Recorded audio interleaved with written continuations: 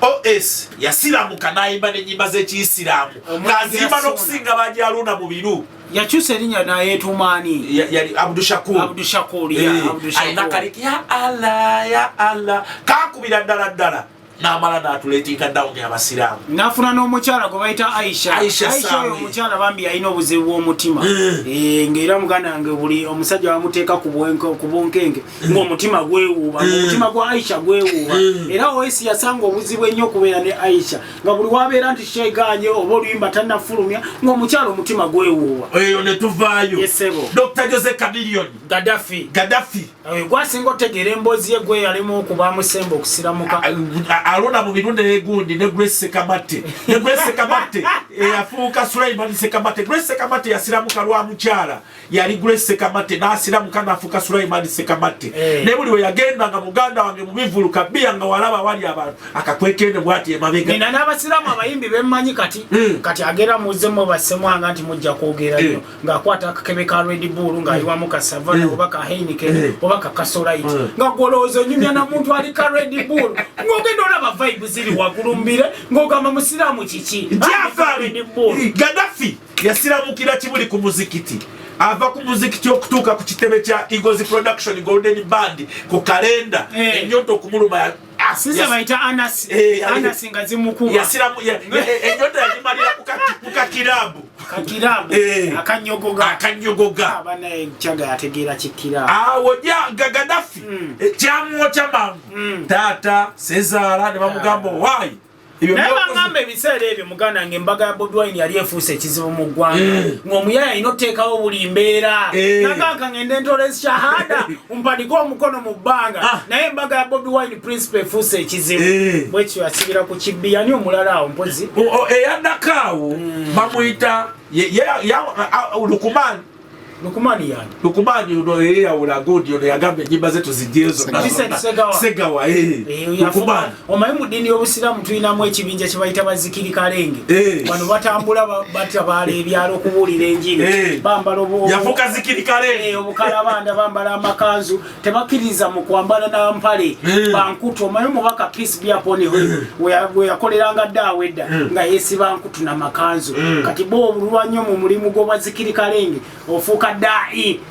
omuntu akola daawa osegeera abeera mu makanzu nakusiba kitanda Segawa akyanywereddeyo akyanywedde mukwano gwaffe gundi Josted akyanywereddeyo Hassan Kigozi n'abantu abo by that you know what respect abakyala baabwe kati Josted alina omukyala ahawula musiraamu kati tolina oddeeno noddeere kuba boddeeno omukyala n'agamba fajiri etu eyingiddewo tahajjudi eyingiddewo otandika otya Madrat akyaliyo naye simwesiga Madrat simwesiga bannange naye anyway sifa abasalawo ne Madrat simwesiga oba lwakuba comedian naate ebintu bisesa ayinza okuba muganda wange yasinze okunywera Madrat naye akyaliyo ne muganda wange Dennis it muganzi kati ye Imurani muganda wange is the right hand one wa Eddie Kenzo yasiramuka era by the way naye aluddeyo n'enviiri n'azisalako abaganda baffe engeri gye bakyukakyukamu banaaweebwa ekitiibwa ate kati sookera ddala okukyuka kwa Sebbaale by the way katolubwamu ono yawa abayimbi bwe batyo yabawa confidence n'embavu nti we yavaayo ne bagamba nti simanya musamize tetugenda musabira ekintu abantu kyajja mu jeno kati abayimbi abenjawulo ne bagamba okay weekiri naffe katuveeyo tukole ki tubeere public nabwe kyolaba Sebbaale with a lot of confidence akulaga agenda kukola olubiri lw'emmandwa akulaga yazaala abalongo okulina omugamayanja akyogera without fear of favor otegeera tagudde muddalu confidence yakijeri era kijja kiranda nti Hassan Nduga wuuyo yagamba nyimbira bajjajja Jami Culture wuuyo nyimbira bajjajja Fred Sebbaale nyimbira bajjajja kitegeera kati onono Baby Deo naye ayimbira bajjajja badde simanyi kwati kitegeera nti abantu bakulaga nti engeri ate gye tuli mu culture bakulaga nti they are appreciating more of their culture than religion bagamba z'abazungu osegeera naye kyolina okwerabira nti omuntu yenna akyusa emyaka akyusa mu ddiini kwegya emyaka naye abaako ekizibu nti wakula oli mukristaayo wakula oli musiraamu n'okyusa eddiini ku myaka 7 kwa Sebbali talimu 7 myaka gyababaseba naye toyinza kuŋŋamba nti muganda nga abaddengayo nga talya yabasuuna beni kuba we omutunuulira kenyininyini omulaba ng'akenye kamufaanana emufaananira ddala yo yenyininyini emufaanana katusooke tutandikire ku kya abayimbi obutawa respect madini kibakusa kibalekawa abantu banabalaba nga abategeera OS yasiramuka n'ayimba n'ennyimba z'ekiyisiraamu ng'azimba n'okusinga bajaluna mu biru yakyusa erinnya nayeetumaani yali Abdushakuri alina kaliki ya Allah kakubira ddala n'amala n'atuleetinga down y'abasiraamu n'afuna n'omukyala gwe bayita Aisha oyo omukyala bambi yalina obuzibu bw'omutima ng'era muganda wange buli omusajja bamuteeka ku bunkenge ng'omutima gwewuuba omutima gwa Aisha gwewuuba era OS yasanga obuzibu ennyo okubeera ne Aisha nga buli wabeera nti sheeganye oba oluyimba tannafulumya ng'omukyala omutima gwewuuba eyo ne tuvaayo Dr. Jose Chameleone Gaddafi gwasinga otegeera emboozi ye gwe yalimu okubaamu sembe okusiramuka alona mu birunde egundi ne Grace Sekamate yafuuka Sulaiman Sekamate. Grace Sekamate yasiramuka lwa mukyala yali Grace Sekamate n'asiramuka n'afuuka Sulaiman Sekamate ne buli we yagenda nga muganda wange mu bivulu kabbiya nga walaba wali abantu akakwekende bwati emabega nina n'abasiraamu abayimbi bemmanyi kati agera muzzemu bassemwanga nti mujja kwogera nnyo ng'akwata akakebe ka Red Bull ng'aliwamu ka Savana oba ka Heineken oba ka Kasolite nga gwolowooza onyumya na muntu ali ka Red Bull ng'ogenda olaba vibe ziri wagulumbire ng'ogamba musiraamu kiki Gaddafi yasiramukira Kibuli ku muzikiti ava ku muzikiti okutuuka ku kitebe kya Eagles Production Golden Band ku kalenda ennyonta okumuluma bayita Anasi nga zimukuba ennyonta yagimalira ku kakirabu akanyogoga kyaga yategeera kikirabu awo Gaddafi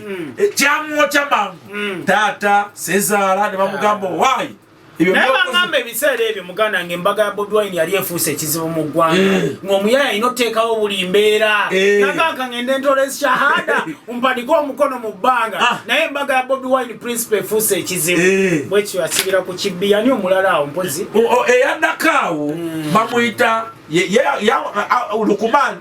Lukumani uno yawula godi ono yagamba ennyimba ze tuzigyezo Segawa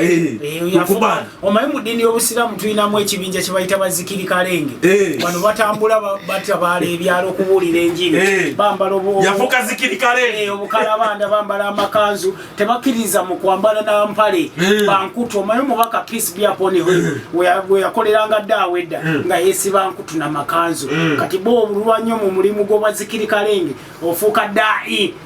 omuntu akola ddaawa osegeera abeera mu makanzu nakusiba kitanda Segawa akyanywereddeyo akyanywedde mukwano gwaffe gundi Josted akyanywereddeyo Hassan Kigozi n'abantu abo by the tulina owa respect abakyala baabwe kati Josted alina omukyala ahawula musiraamu kati tolina oddeeno noddeere kuba boddeeno omukyala n'agamba fajiri etu eyingiddewo tahajjudi eyingiddewo otandika otya Madrat akyaliyo naye simwesiga Madrat simwesiga bannange naye anyway sifa abasalawo ne Madrat simwesiga oba lwakuba comedian naye ate ebintu bisesa ayinza okuba muganda wange yasinze okunywera Madrat naye akyaliyo ne muganda wange Dennis it Muganzi kati ye Imurani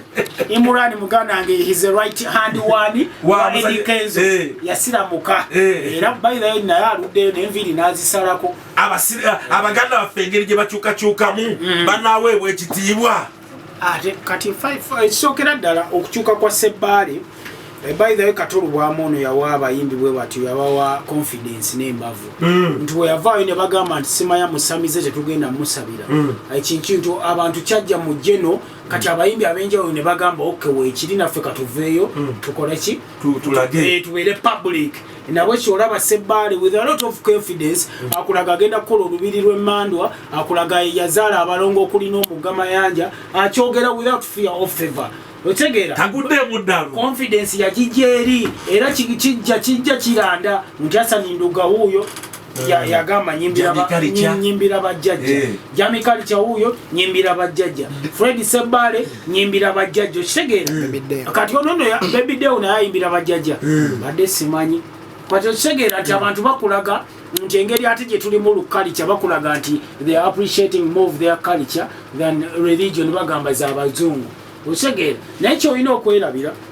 nti omuntu yenna akyusa mu ddiini kwegya emyaka naye abaako ekizibu nti wakula oli mu Kristaayo wakula oli mu Siraamu n'okyusa eddiini ku myaka 7 kwa Sebale talimu 7 myaka gy'ababaseera naye toyinza kuŋŋamba nti muganda ng'abaddengayo nga talya yabasuuna beeni kuba omutunuulira kenyininyini omulaba ng'akenye kamufaanana emufaananira ddala yo yenyininyini emufaanana